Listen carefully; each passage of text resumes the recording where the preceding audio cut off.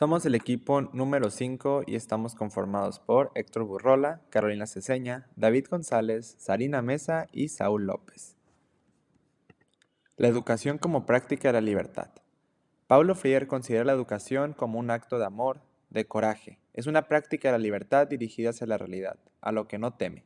Más bien busca transformarla, por solidaridad, por espíritu fraternal.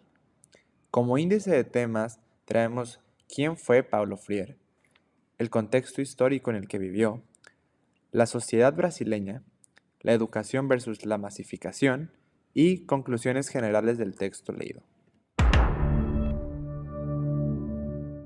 Paulo Freire nació el 19 de septiembre de 1921 en Recife, capital de Pernambuco, provincia brasileña de la región noreste del país.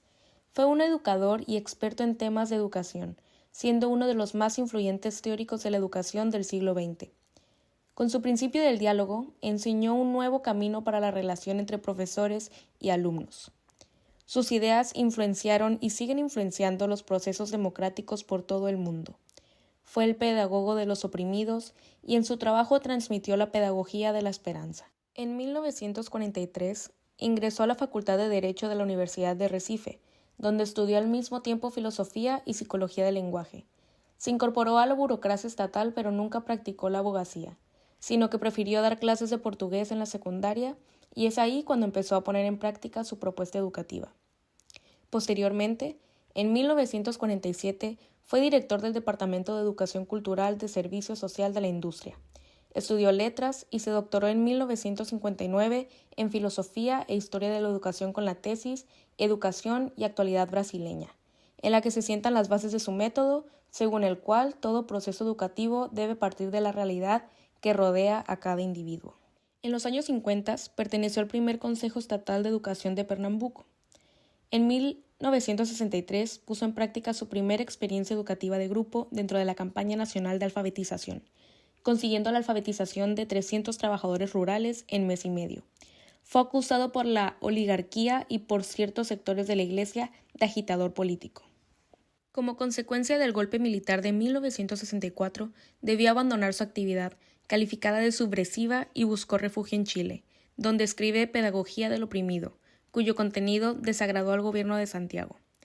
Posteriormente fue profesor de la Universidad de Harvard. Colaboró con los grupos dedicados a la reforma educativa en los ámbitos rurales y urbanos. En 1970 se trasladó a Ginebra, Suiza, donde trabajó en los programas de educación del Consejo Mundial de las Iglesias. Después de 16 años de exilio, en 1980 volvió a Brasil, impartiendo docencia en la Universidad Estadual de Campinas y en la Universidad Católica de Sao Paulo. En 1986 recibió el Premio Internacional Paz y Educación de la UNESCO. Fue investido doctor honoris causa por una veintena de universidades de todo el mundo. Las ideas educativas de Paulo Freire quedaron recogidas en diversos ensayos que publicó. Entre otros títulos se destacan La educación como práctica de la libertad, publicado en 1967, Pedagogía del oprimido, publicado en 1969, y Educación y cambio, publicado en 1976. El día 2 de mayo de 1997, a los 75 años de edad, falleció Paulo Freire. Días antes de su muerte, aún debatía sobre las nuevas perspectivas de la educación del mundo. Su pensamiento pedagógico continúa vigente en nuestros días.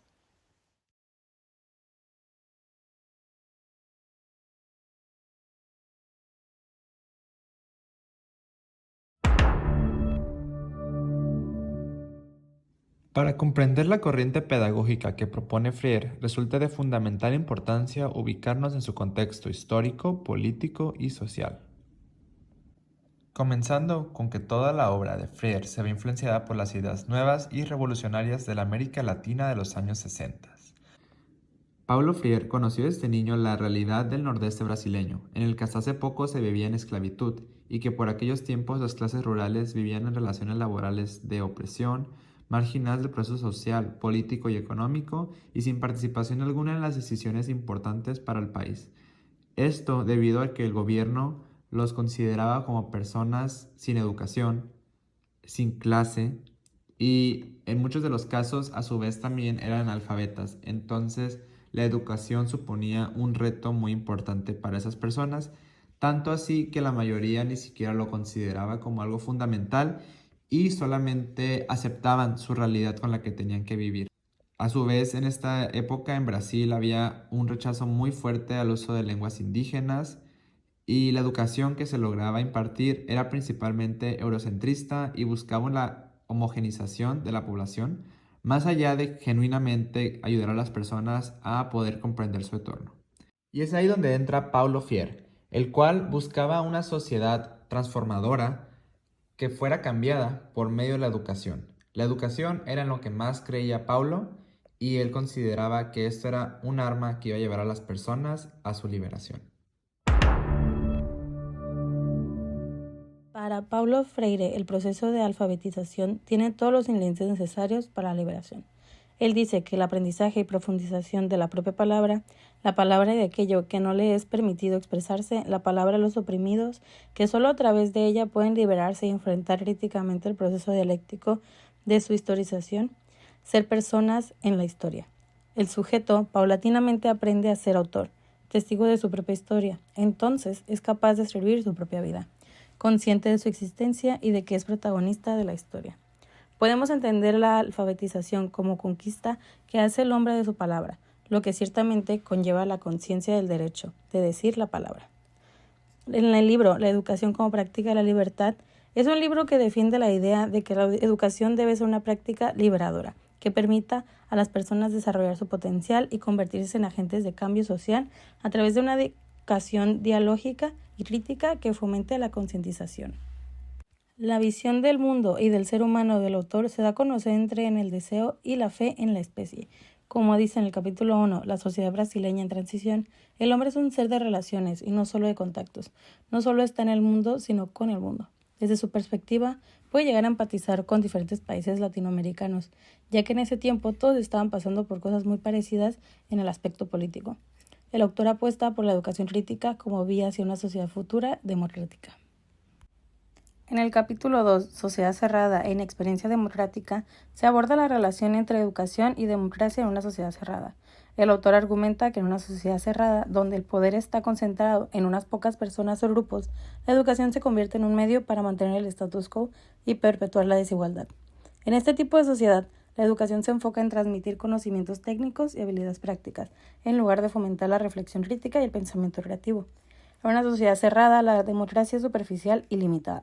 Las personas tienen pocas oportunidades para participar activamente en el proceso democrático y, en muchos casos, la democracia se convierte en una forma de presión más que en una herramienta para la liberación. El capítulo 3, titulado Diálogo y Comunicación, se explora la importancia del diálogo y la comunicación en la educación como herramienta para construir relaciones igualitarias y transformadoras. Se argumenta que el diálogo es una forma de comunicación en la que todos los participantes son iguales y tienen la oportunidad de expresar sus pensamientos y sentimientos. El diálogo no se trata de persuadir a alguien para que acepte una verdad predeterminada, sino de crear un espacio donde las personas puedan reflexionar juntas y llegar a una comprensión más profunda de la realidad. El diálogo es esencial para la educación liberadora, porque ayuda a los estudiantes a cuestionar y desafiar las estructuras de poder opresivas que existen en la sociedad. El diálogo permite a los estudiantes expresar sus propias experiencias y perspectivas, lo que los permite comprender mejor la realidad de los que los rodea y pensar críticamente sobre cómo pueden cambiarla. En el capítulo 4 se centra en describir cómo la antidialogicidad puede ser un obstáculo para el diálogo auténtico y la educación liberadora. Este es el conjunto de prácticas y actitudes que impiden el diálogo y fomentan la imposición de ideas y dominación. Por ejemplo, en violencia, la manipulación, la imposición autoritaria, la objetivación de las personas, la degradación y el culto a la ignorancia. Además, argumenta que la antidialogicidad se utiliza a menudo para mantener y perpetuar las estructuras de poder existentes. En el capítulo 5, titulado La conquista del futuro, se argumenta que la educación liberadora es esencial para la construcción de una sociedad más justa y democrática. Afirma que la educación debe fomentar la capacidad crítica y creativa de los estudiantes, permitiéndoles cuestionar y transformar el mundo que los rodea. Además, se sostiene que la educación debe ser un proceso continuo que se extienda más allá de los límites de la escuela, que involucre toda la comunidad. En este sentido, enfatiza la importancia de la participación activa y democrática de los estudiantes, además de sus familias, en la toma de decisiones y la construcción políticas educativas. En resumen, en estos capítulos del libro La educación como práctica de la libertad, nos invita a reflexionar sobre la importancia del diálogo auténtico y la educación liberadora, como herramientas para transformar el mundo y construir una sociedad más justa y democrática. En conclusión, Paulo Freire ha sido uno de los pensadores más influyentes en el ámbito educativo en el mundo de habla hispana. Su enfoque crítico y humanista de la educación ha sido fundamental para repensar la manera en que se enseña y se aprende en América Latina y en otras partes del mundo. A través de su obra, Freire ha demostrado la necesidad de una educación liberadora que permite a los estudiantes desarrollar su conciencia crítica y su capacidad para transformar su entorno. Su crítica a la educación bancaria y su propuesta de una educación dialógica han sido esenciales para el desarrollo de la pedagogía crítica y para la lucha por una educación más justa y equitativa. Definitivamente, el legado de Paulo Freire en la educación en español es incuestionable. Su obra ha inspirado a generaciones de educadores a repensar su práctica y a luchar por una educación más humana y comprometida con la transformación social.